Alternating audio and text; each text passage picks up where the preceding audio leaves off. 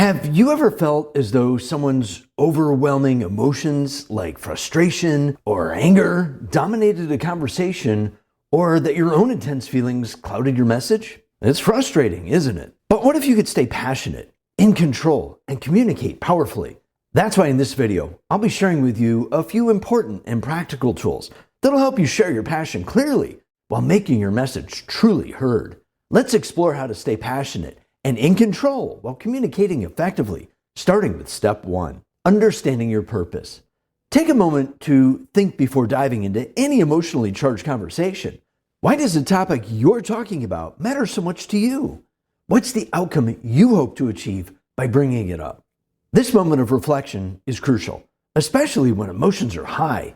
Having this clarity isn't just helpful, it's essential. It ensures that your message is purposeful and keeps you grounded, even when tensions rise. Let me give you an example. Imagine you're discussing changes at work that directly impact your team. If you focus solely on your frustrations, your message might get lost in the emotion. But if you approach it by emphasizing how the changes can benefit the team, your passion becomes constructive and persuasive rather than reactive. Understanding your purpose isn't about ignoring emotions. It's about channeling them. When you know what you're trying to achieve, you'll naturally communicate with more confidence and focus. It's this clarity of intent that sets the tone for effective conversation. Step 2 is to practice emotional regulation. This is your key to staying composed when emotions start to rise. Think of it as hitting the pause button on a movie. It doesn't stop the story, but it gives you a moment to breathe and decide how to move forward.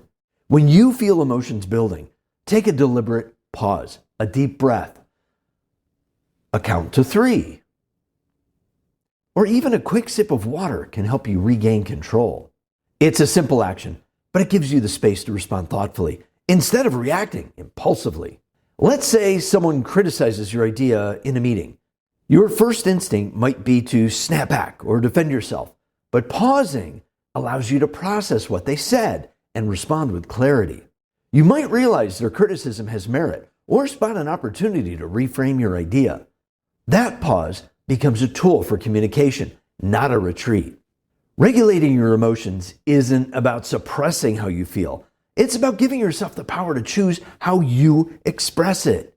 The more you practice, the more natural it becomes, even in the heat of the moment. Step 3 is to stay solution-oriented. When emotions run high, it's easy to focus on everything that's wrong, but solutions are what drive conversations forward. Think of it this way. Every problem is an opportunity to propose a positive change. When presenting your ideas, try to frame them in actionable steps. For example, instead of saying, "This is wrong," you could say, "Here's a way we can improve this." This not only shows confidence, but also keeps the discussion productive. Solution-oriented communication signals leadership and builds trust, as people see you as someone who focuses on progress rather than blame. Here's a quick tip. When preparing for any discussion, brainstorm 1 or 2 solutions in advance. It'll help you stay focused and ensure your message is constructive. Step 4 is to choose your words carefully. The language you use can make or break your conversation. Speak assertively with confidence and respect, but avoid crossing into aggression. Words like always or never often sound accusatory and can escalate tension. Instead, aim for clarity and neutrality. For example, instead of saying, "You always ignore my ideas," try saying, "I'd like to hear your thoughts on how we can incorporate more perspectives, including mine." This shifts the focus to collaboration rather than conflict. The key here is to use language that opens doors rather than closes them. By being mindful of your word choice, you'll keep the conversation productive and foster mutual respect. Step 5 is to prepare and practice. Confidence often comes down to preparation. Before any important conversation or presentation, take time to anticipate challenges and think through your responses. For example, if you're proposing a new idea at work, prepare a concise summary of your points and practice delivering them out loud. Rehearsing builds confidence and helps you stay calm, even if emotions start to rise during the actual discussion.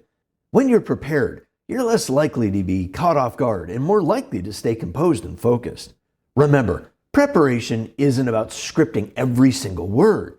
It's about familiarizing yourself with your message so it feels natural and authentic. Empathy and connection are also key.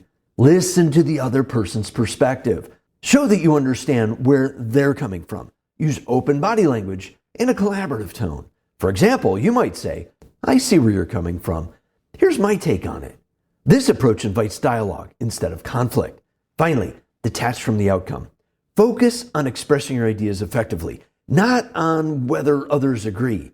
Measure success by how well you've communicated, not by the result. Share your perspective and let others decide for themselves without feeling attacked. Here's a challenge for you.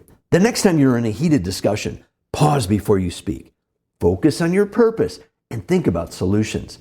Can you stay passionate without letting emotions take over? Let me know how it goes in the comments. I'd love to hear your experiences. And just in case you're dealing with difficult people, check out this video next. Thanks for watching. And remember, your success is the goal at being more effective in all of your communication situations. I'll see you online soon.